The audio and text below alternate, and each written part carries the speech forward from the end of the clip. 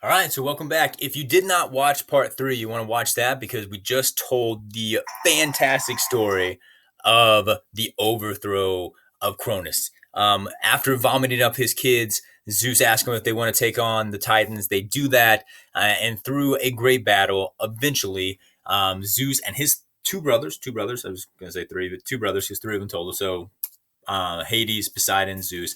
They are in a deathlock match against Cronus.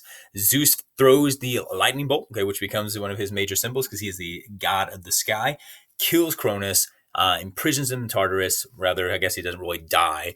And then because he overthrew the original king, he is now the king. Okay, so again, we are moving from the original creators to the Titans, and now we are in Olympian land. Okay, so I'm going to give you a little breakdown on the Titans that you need to know about. I'm not going to spend a lot of time on this because I've already given you like most of what the Titan stories are about. Okay, so I'm just going to hit this real quick, and then we will move into Olympian talk in the next story.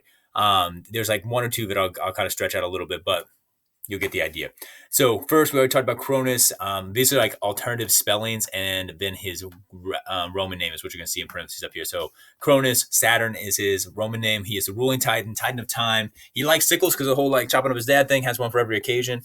And his rule is called the Golden Age, though we don't really know why because he just basically swallows his kids. Okay, his wife's sister is Rhea, who is known as one of the motherhood gods. There's lots of motherhood gods in Greek mythology, but the reason for her being a motherhood god is because she is the mother of all the original Olympians. Because those original six, those are her babies, okay? She's also known as being super wise because she tricks her husband into swallowing a rock, which is no small feat, okay? That's actually a very impressive thing, okay? Then Oceanus and Tethys. Actually, I don't care really that you remember those names, but I'm just throwing them out there because they are the original water gods who get replaced very quickly by a much more famous water god, Poseidon. But it is significant that they created all the streams of the world, which would be all the waters, all the oceans, all the ponds, etc.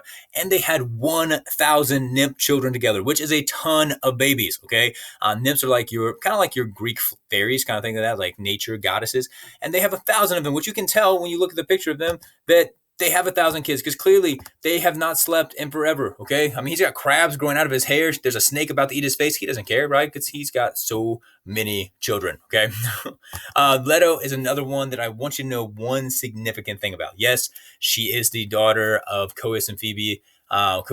Which that becomes a big deal because Phoebe is the goddess of the moon and she passes that down to her granddaughter. We'll come back to that later. But the big thing I want you to get about Leto is that she is called the lover slash bride of Zeus. And as we addressed earlier, Zeus has a ton of kids. I mean, well, he does have a ton of kids, but he has a ton of lovers. Like, that's not a significant thing that she happens to be yet another lover of Zeus. What is a big deal is that she's sometimes called the bride of Zeus, which means that he either did marry her or at least intended to marry her. Now, if you know anything about Greek and Roman mythology, you know that Leto is not the name of Zeus's wife. Okay, Zeus's wife is Hera, okay? I just thought that pause wasn't because I forgot. I wanted to see if anybody would answer it.